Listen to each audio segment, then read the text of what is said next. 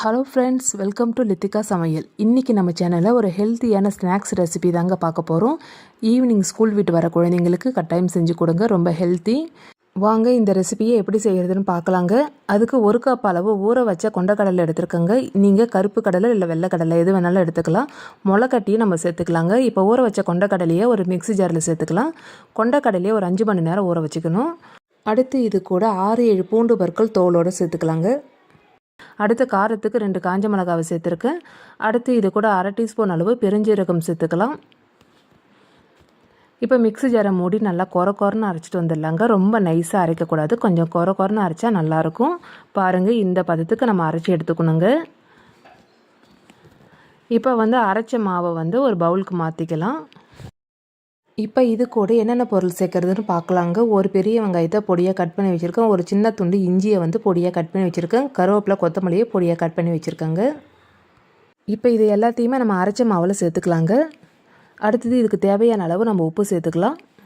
உப்பை சேர்த்த பிறகு கையால் நல்லா மிக்ஸ் பண்ணி விட்டுக்குங்க. இப்போ நம்ம ரெடி பண்ண மாவை ஒரு 3 விதமான ஸ்நாக்ஸ் ரெசிபியாக செய்யலாங்க. ஒன்று பகோடா மாதிரி நம்ம எண்ணெயில் பொரிச்சு எடுக்கலாம். அடுத்தது நம்ம வடை மாதிரி தட்டி எண்ணெயில் பொரிச்சு எடுக்கலாங்க. அடுத்தது நம்ம கொஞ்சமாக எண்ணெயை ஊற்றி நம்ம கட்லெட் மாதிரி நம்ம ரெடி பண்ணலாங்க. நான் இன்றைக்கி வடையும் கட்லெட்டும் நான் உங்களுக்கு செஞ்சு காமிக்கிறேன். இந்த மாவில் கடாயில் தேவையான அளவு எண்ணெயை ஊற்றிக்கலாங்க. எண்ணெய் நல்லா சூடான உடனே வடை மாதிரி நம்ம தட்டி போட்டு நம்ம பொரிச்சு எடுத்துடலாங்க. அதுக்கு நம்ம ஒரு ரவுண்ட் ஷேப்பில் மாவு எடுத்து உள்ளங்கையில் லைட்டாக ப்ரெஸ் பண்ணால் நமக்கு வடை ஷேப்பில் கிடைக்கும். பாருங்கள், அடுப்பை மிதமான தீயில் வச்சுட்டு 2 பக்கமும் நல்லா அடிக்கடி திருப்பி விட்டுக்கிட்டே இருங்க. அப்போ தான் எல்லா பக்கமும் நல்லா வெந்திருக்கும். வடை நல்லா இந்த கலர் வந்த உடனே நம்ம எடுத்துடலாங்க. இப்போ இதே மாவில் நான் கட்லெட் ஷேப்புக்கு நான் ரெடி பண்ணி காட்டுறேன் பாருங்கள். கட்லெட் ஷேப்புக்கு அதிக எண்ணெய் தேவைப்படாது, கொஞ்சமாக எண்ணெய் ஊற்றினாலே போதுங்க. ஒரு 2 ஸ்பூன் அளவு எண்ணெய் ஊற்றிருக்கேங்க. இப்போ கட்லெட் ஷேப்புக்கு ரெடி பண்ணி அடுப்பை மிதமான தீயில் வச்சுட்டு 2 பக்கமும் அடிக்கடி திருப்பி விட்டுக்கிட்டே இருங்க. அப்போ தான் எல்லா பக்கமும் நல்லா வெந்திருக்கும். இந்த மாவில் நீங்கள் கட்லெட் செய்கிற மாதிரியே இருந்தால் எண்ணெயும் அதிகம் தேவைப்படாதுங்க. வெறும் 2 ஸ்பூன் இருந்தாலே போதும். அடுப்பை மிதமான தீயில் வச்சுட்டு அடிக்கடி இதுமாதிரி திருப்பி விட்டுக்கிட்டே இருங்க. அப்போ தான் எல்லா பக்கமும் நல்லா வெந்திருக்குங்க. வெள்ளை கடலையை நம்ம முளைக்கட்டியும் இந்த ரெசிபியை நம்ம செஞ்சு பார்க்கலாங்க. ரொம்பவே ஹெல்த்திங்க. அதிக ப்ரோட்டீன், அதிக கார்போஹைட்ரேட், அயன் சத்துலாம் இருக்குங்க. நார்ச்சத்தும் அதிகமாக இருக்குங்க.